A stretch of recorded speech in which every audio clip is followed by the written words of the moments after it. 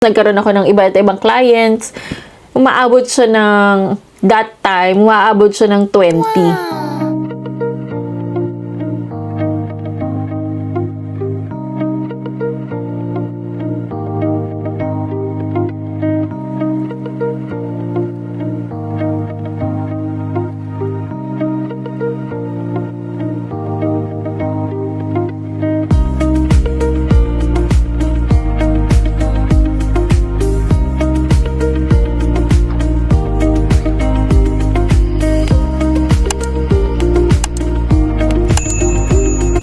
Hi guys! So, this is your Madiskarting Pinay. Welcome to my virtual talk! So, yan, this is my episode 1. 1 pa lang to, pero tingnan natin kung sa future meron tayong mga virtual cast. Dun sa mga nakakakilala sa akin, alam nila na nag-start ako ng data entry na $1 per hour lang sa Odes, yung mga ganyan. So, ngayon, we're going to talk about overcoming doubts. How I knew virtual assistant was right for me. So, actually, talaga hindi ko alam.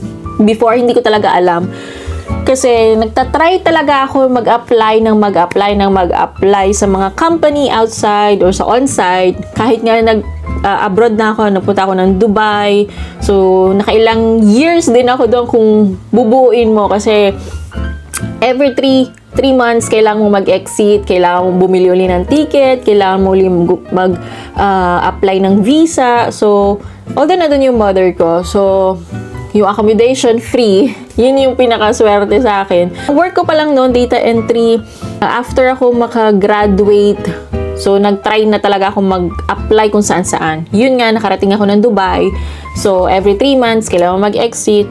Kasi, ang hirap maghanap ng work, actually. Ang hirap. So, for me, ang hirap. Kasi, yun nga, nagkaroon ako ng yung first job na receptionist sa Dubai. So, first day ko pa lang, medyo may conflict na. Kasi yun nga, kung sino yung kapwa natin Pinay, medyo yun yung nagpapahirap pa sa atin instead na tulungan tayo.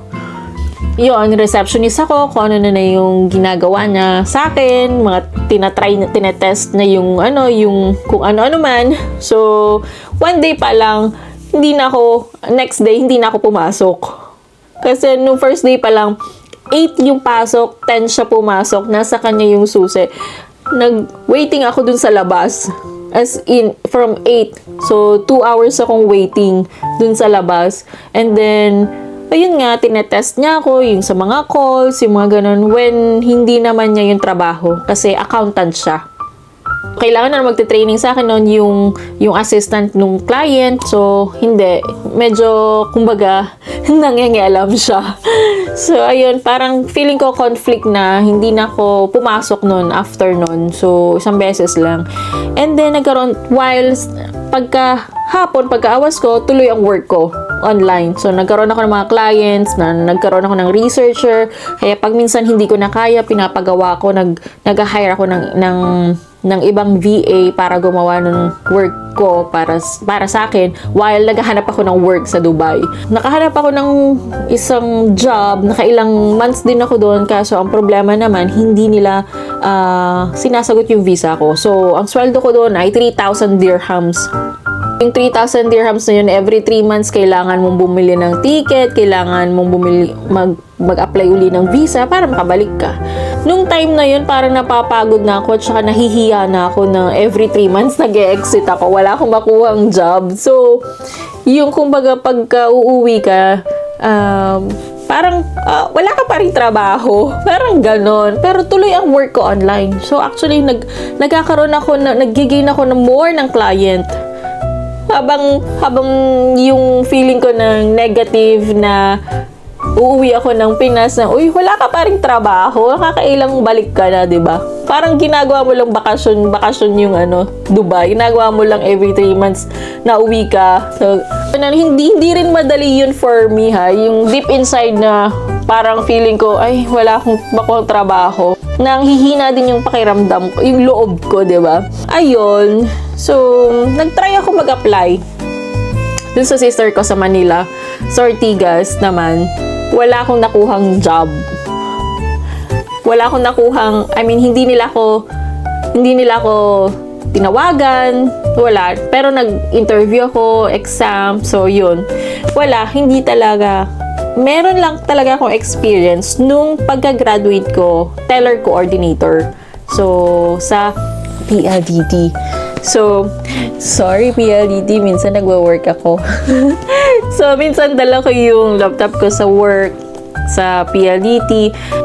Work ako as VA, and then at the same time, minsan lang naman, pagka hindi busy, kasi merong times na, or days na talagang walang masyadong nagbabayad, hindi naman araw-araw may nagbabayad, so meron lang talaga pagdating ng due date, yun na, doon na medyo marami, di ba?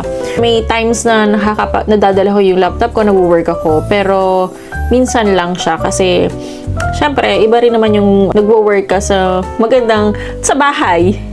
So, mas comfortable ako mag-work at home. So, yun. Ang salary ko noon, 2013. So, ang salary ko noon ay around 12,000. 12,000 sa province.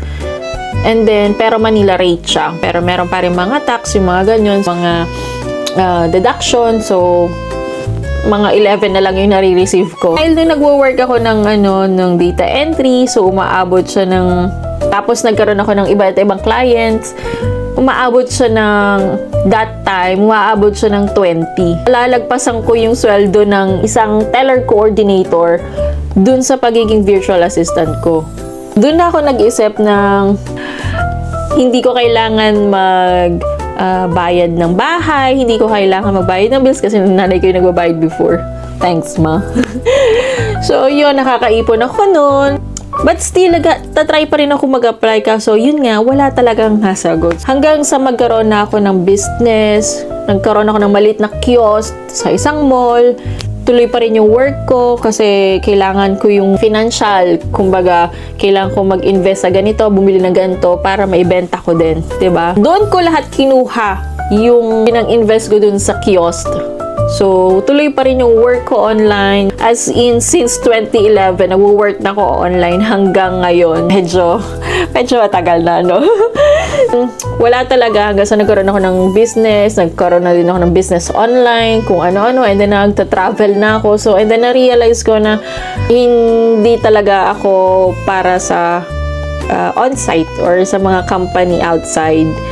Medyo ako doon, medyo may konting lang na, kasi pag nag-work ka online, walang benefits.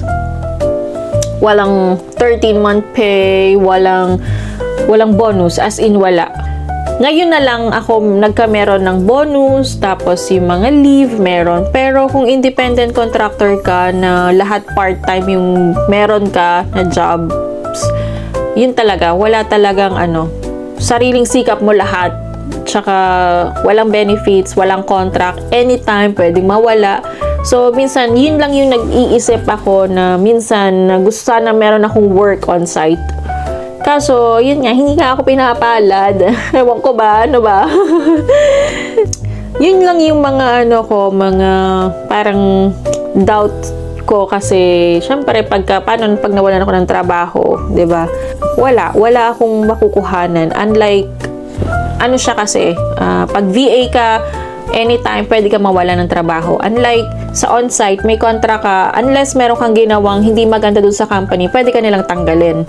Pero kasi sa VA kasi, kahit anong ganda ng work mo, pero nag-decide na si client na, let's say yung client, wala nang budget for VAs, or wala pa silang pinapagawa, wala na uling project, so matetenga ka. Magiging VA continuously, especially pagka hindi ka pa nakakahanap ng full-time, lahat part-time, walang tigil ang pag-a-apply ko. Ano na nangyari sa akin? Kahit 4 na yung clients ko, tuloy pa rin ako nang apply kasi natatakot ako na isa doon sa 4 ay mawala. Or isa doon sa isa, walang ipagawang project kahit meron akong contract sa kanila. Hourly rate.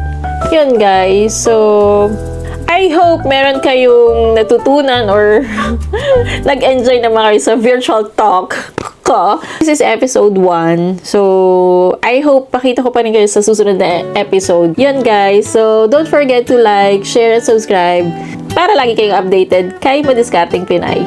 Grazie!